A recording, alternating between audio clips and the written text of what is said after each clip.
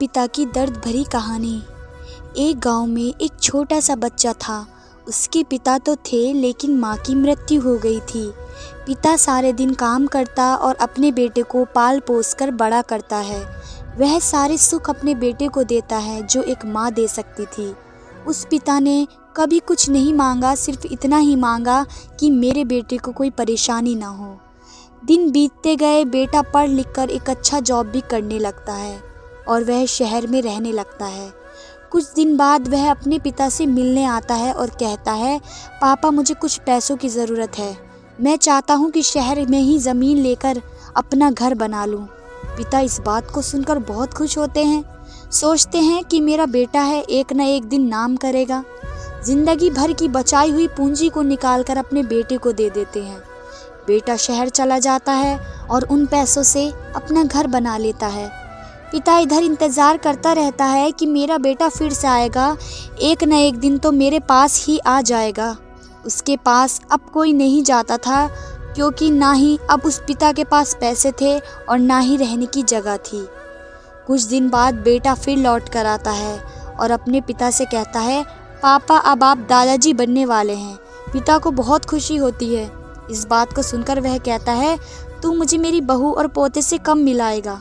बेटा कहता है, बस पापा थोड़े दिन और। पापा मुझे कुछ पैसों की ज़रूरत है क्योंकि आजकल थोड़ा जॉब में खींच बीच हो रहा है, जिसके कारण से मुझे कुछ दिन के लिए सस्पेंड कर दिया गया है। पिता के पास कुछ नहीं रहता है देने के लिए, लेकिन फिर भी कहता है, अच्छा बेटा तू रुक, मैं अभी आया कुछ पैसों का बंदोबस्त करके। पिता बाद में महाजन से कुछ पैसे उधार लेकर अपने बेटे को दे देता है और बेटा पैसे लेकर शहर चला जाता है। बरसों गुजर जाते हैं। पिता सोचते हैं कि मैं तो अब दादाजी बन गया होऊंगा, मेरा बेटा पता नहीं मेरी नाती को कब लेकर आएगा। फिर सोचने लगते हैं, समय नहीं मिलता होगा इसलिए मेरा बेटा अभी तक आया नहीं, वरना आता ज़रूर। तब तक महाजन 2-3 आदमी को लेकर उस पिता के घर पर आते हैं और कहता है कि आपके वादे के मुताबिक मैं पूरे 3 महीने बाद आया हूँ अपने पैसे ले जाने। पिता कहते हैं, मेरे पास पैसे नहीं हैं देने के लिए। महाजन कहता है, जब पैसे देने के लिए नहीं थे तो आपने मुझसे उधार क्यों लिए? तभी पिता कहते हैं, ठीक है रुको, मैं तुम्हारे लिए पैसों का बंदोबस्त करके आता हूँ।